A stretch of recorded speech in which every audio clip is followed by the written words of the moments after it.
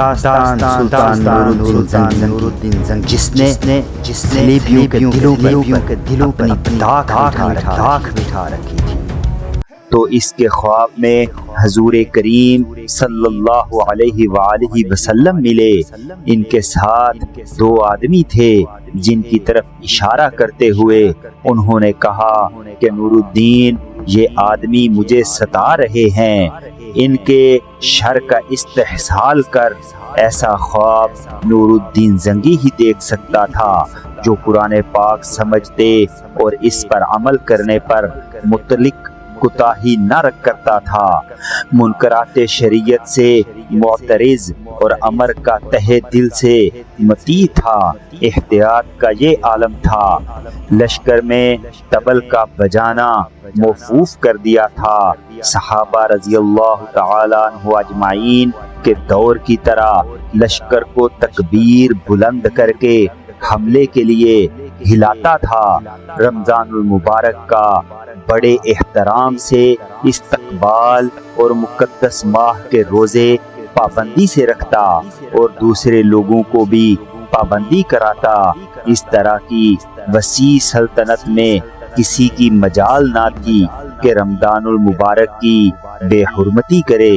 مورخین یہ بھی لکھتے ہیں کہ جب سلطان نے یہ خواب دیکھا، اس وقت اس کا آفتاب اقبال نصف النہاد پر چمک رہا تھا۔ یہ خواب اس کے لیے ایک طرح سے عظیم سعادت تھی۔ اس واقعے کو فی الحقیقت ایک تاریخی معجزہ قرار دیا جا سکتا ہے۔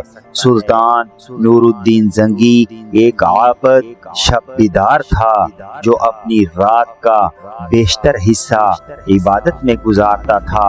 اس کا معمول تھا کہ رات عشاء کی نماز کے بعد بکثرت نوافل پڑھتا اور پھر حضور کریم صلی اللہ علیہ وآلہ وسلم پر سینکڑوں مرتبہ درود بھیج کر بستر پر لیٹ جاتا تھا۔ اسی دوران ہی اس نے یہ خواب دیکھا۔ ایسا خواب دیکھنے کے بعد سلطان نور الدین زنگی کا سکون جاتا رہا، چونک اٹھا۔ اس المناک اور ہولناک خواب نے اس کے ہوش و خرد کو جنوں آمیز کر دیا تھا۔ وہ مریضانہ خستگی اور ذہنی نکاہت کا شکار ہو گیا تھا۔ یہ خواب دیکھ کر اسے ایسا لگنے لگا کہ جیسے وقت کے رخساروں پر آندھیوں کے سلگتے سائے سامراجی توق توڑتے رگ و جاں کے رقص اٹھ کھڑے ہوں، یا کائنات کی قامت کے ماتھے کی شکنوں میں ہر شے کے بگولوں کی گرد کی طرح اڑاتے دہر کے انقلاب، اندیکھی تصویروں، انہونی تعبیروں کی طرح اٹھ کھڑے ہوئے ہوں، جیسے وقت کے بے کراں صحرا میں شوریدہ حدتوں دل کو بے چین، روح کو بے تاب کر دینے والے کرن ہا کرن سے منتظر پردیسی طوفانوں نے اپنے سر اٹھاتے ہوئے کائنات کے اندر ایک خوفناک تبدیلی کی ابتدا کر دی ہو۔ مجموعی طور پر سلطان نور الدین زنگی کو اس خواب نے ادھیڑ کر رکھ دیا تھا۔ خواب میں حضور کریم صلی اللہ علیہ وآلہ وسلم کے ان اشاروں سے پہلی رات سلطان نے یہ تاثر لیا کہ شاید صلیبیوں کا کوئی لشکر مسلمانوں پر حملہ آور ہونے والا ہے، اس لیے کہ ان دنوں صلیبی جنگیں اپنے عروج پر تھیں اور ہر صلیبی حکمران، یورپ کا ہر صلیبی رضاکار سلطان نور الدین کے خلاف برسرے پیکار ہو کر اسے ہر صورت میں نیچا دکھانے کی قسم کھائے ہوئے تھا۔ اس اشارہ کو ذہن میں رکھتے ہوئے دوسرے روز سلطان نے دمشق کے اندر اپنے عساکر کو چوکس کر دیا۔ دوسرے روز سلطان نور الدین زنگی نے پھر ویسا ہی خواب دیکھا۔ حضور کریم صلی اللہ علیہ وآلہ وسلم ان دونوں آدمیوں کی طرف اشارہ کرتے ہوئے سلطان نور الدین زنگی سے کہہ رہے تھے کہ یہ آدمی مجھے ستا رہے ہیں، اٹھ اور مجھے ان کے شر سے بچا۔ سلطان نور الدین زنگی نے جب دوسرے دن بھی یہ خواب دیکھا تو اس کی حالت ناقابل بیان تھی۔ وہ بیچارہ تقدیر کے دکھوں کے کانٹوں، موت کے بستر پر کروٹیں لیتے، دھرتی کے کھلتے اندیشوں میں ڈوب کر رہ گیا تھا۔ اسے یوں لگا جیسے گلابوں کا روپ، پھولوں کا نکھار، کلیوں کا مہکتا خمار، کھیلتی چاندنی کا یقین برا رس، گلابی پنکھڑیوں کی سحرکاری، عارض کی شکری ملاحتوں، وقت کی شبنمی لطافت اور فضا کی شگفتہ و حسین گدگدی پر شب خون مارنے کے لیے ان گنت صلیبی گماشتے حرکت میں آنے لگے ہوں۔ یہ خواب دیکھ کر شب کی خاموش فضاؤں میں سلطان نور الدین زنگی کا شباب برا وجدان خوف، تلخیوں اور اندیشوں کے امڑتے ہوئے جذبوں کا شکار ہو گیا تھا۔ اس کا مزاج رنج و غم کا کھلیان، دل ہواؤں کی آہزاری، ذہن عناصر کے نالا و ماتم کا شکار ہو کر رہ گیا تھا۔ دوسری بار خواب دیکھنے کے بعد وہ رات کے وقت ستاروں کی پھیلی دھول میں بڑی بے چینی سے صبح صادق کا انتظار کرنے لگا تھا۔ دوسری رات کو وہی خواب دیکھ کر سلطان نور الدین زنگی زیادہ پریشان اور فکر مند ہو گیا تھا، اس لیے کہ پہلی رات کا خواب دیکھ کر اس نے اپنے لشکروں کو چوکس کر دیا تھا۔ اس کے بعد جو اس نے پھر وہی خواب دیکھا تو اس کی پریشانیوں اور فکر مندی میں اضافہ ہو گیا تھا۔ سلطان ساری رات روتا رہا، اپنے رب سے استغفار و خیر کی دعائیں کرتا رہا۔ اس کی سمجھ میں کچھ نہیں آ رہا تھا کہ خواب کا اشارہ کس طرف ہے۔ دوسرے روز سلطان نور الدین زنگی نے اپنے رب کی رضامندی اور خوشنودی کی خاطر خوب صدقہ و خیرات کیا، تاہم اس خواب نے سلطان کے آرام و سکون، اس کے صبر و تحمل کو ایک طرح سے منتشر کر کے رکھ دیا تھا۔ تیسری رات پھر حضور کریم صلی اللہ علیہ وآلہ وسلم اس کے خواب میں آئے۔ آپ صلی اللہ علیہ وآلہ وسلم اسی طرح ان دو صلیبیوں کے درمیان کھڑے تھے۔ اس روز آپ صلی اللہ علیہ وآلہ وسلم پہلے سے بھی زیادہ ملول اور افسردہ تھے، اور اس دن بھی انہوں نے ویسا ہی اشارہ ان دونوں صلیبیوں کی طرف کیا جیسے کہہ رہے ہوں، نور الدین اٹھ اور مجھے ان بدبختوں کے شر سے بچا کہ یہ مجھے ستا رہے ہیں۔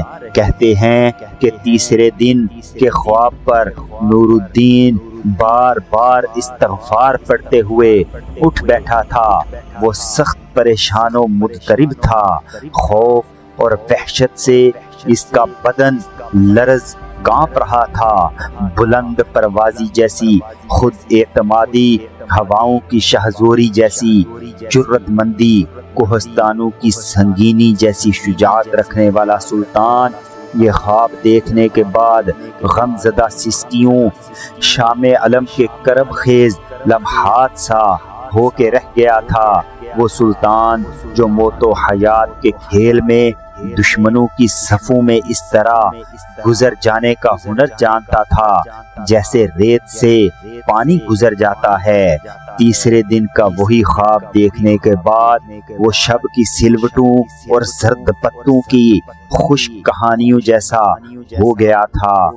آگ کے دریا، لہو کی ندیوں سے انقلاب نو کی علامت بن کر گزر جانے والا سلطان گمراہی کے اندھیروں، جہالت و ظلمات کے جبر کے اندر سے اپنائیت کے خلوص اور انوکھی لگن و تڑپ سے بھرپور کرنوں کے ہجوم کی طرح اپنی راہ بنا لینے والے سلطان تیسرے روز کا خواب دیکھنے کے بعد بے چراغ شب میں لٹے لٹے چہرے، شکن آلود قبا اور اجنبی فاصلوں کے اندر لپٹے سونے سنسار اور جراحتوں بری زندگی جیسا ہو کر رہ گیا تھا۔ تیسرے دن کا خواب دیکھنے کے بعد سلطان روتا جاتا تھا اور حضور کریم صلی اللہ علیہ وآلہ وسلم کو مخاطب کرتے ہوئے کہتا جاتا تھا کہ اے میرے آقا و مولا، آپ کو میرے جیتے جی کوئی ستائے یہ نہیں ہو سکتا۔ میری جان و مال اولاد سب میرے آقا پر نثار ہیں۔ خدا اس دن کے لیے نور الدین زنگی کو زندہ نہ رکھے کہ حضور کریم صلی اللہ علیہ وآلہ وسلم مجھ جیسے غلام کو یاد فرمائیں اور میں آرام سے بیٹھا رہوں۔ خواب دیکھنے کے بعد وہ بار بار سجدے میں گرتا تھا اور رو رو کر التجا کرتا تھا کہ حضور صلی اللہ علیہ وآلہ وسلم آپ کیوں اداس ہیں؟ میرے ماں باپ آپ پر قربان، مجھ غلام کو کوئی حکم دیجئے، اپنے اس بندے سے کوئی کام لیجئے۔ کہتے ہیں رات کا باقی حصہ سلطان نے رو رو کر اور بار بار سجدے میں گرتے ہوئے اپنے رب کے سامنے آہوزاری کرتے ہوئے گزار دیا۔ سلطان نے سالاروں، امراء و عمائدین کو اپنے ایوان معطلت میں جمع کیا اور انہیں اپنا خواب سناتے ہوئے ان پر انکشاف کیا کہ مدینہ منورہ میں کوئی ایسا واقعہ ہوا ہے جس سے حضور کریم صلی اللہ علیہ وآلہ وسلم کی روح اقدس کو تکلیف پہنچی ہے۔ یہی وجہ ہے کہ انہوں نے مجھ غلام اور ناچیز کو خواب میں یاد کیا ہے، لہٰذا میں آج ہی مدینہ منورہ کی طرف روانہ ہوں گا۔ محترم جمال الدین موسوی نے فوراً سلطان کے ان خیالات کی تائید کی۔ اس پر سلطان نے سامنے بیٹھے پہلے شیر کوہ کی طرف دیکھا، پھر اسے مخاطب کر کے کہنے لگا، شیر کوہ یاد رکھنا، صلیبی چاروں طرف سے ہم پر حملہ آور ہونے کے لیے پر تول رہے ہیں۔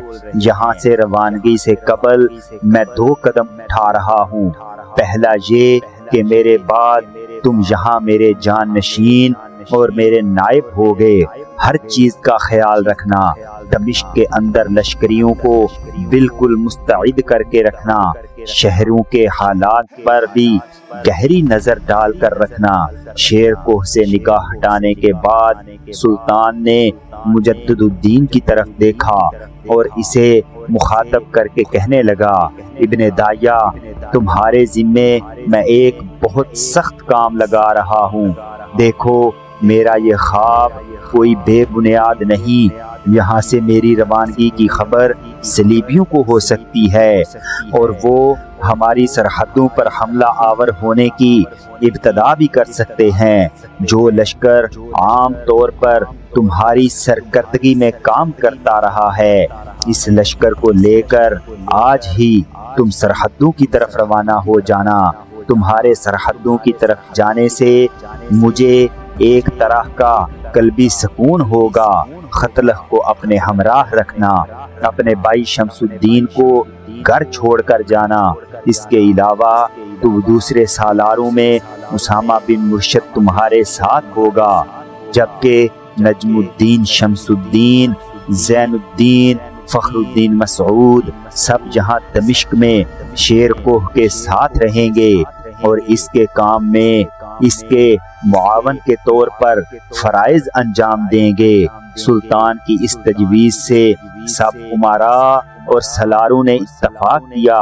پھر اسی روز مجدد الدین اپنے چھوٹے سالاروں کو لے کر سرحدوں کی طرف کوچ کر گیا تھا، جبکہ سلطان دمشق میں شیر کوہ کو اپنا جان نشین چھوڑ کر مسلح دستوں کے ساتھ مدینہ منورہ کی طرف کوچ کر گیا تھا۔ ان ایام میں دمشق سے مدینہ پہنچنے کے لیے عموماً 20 سے 25 دن لگا کرتے تھے، لیکن سلطان کے لیے یہ بڑا غیر معمولی واقعہ تھا اور اس نے یہ سفر بھی بڑی غیر معمولی رفتار سے کیا۔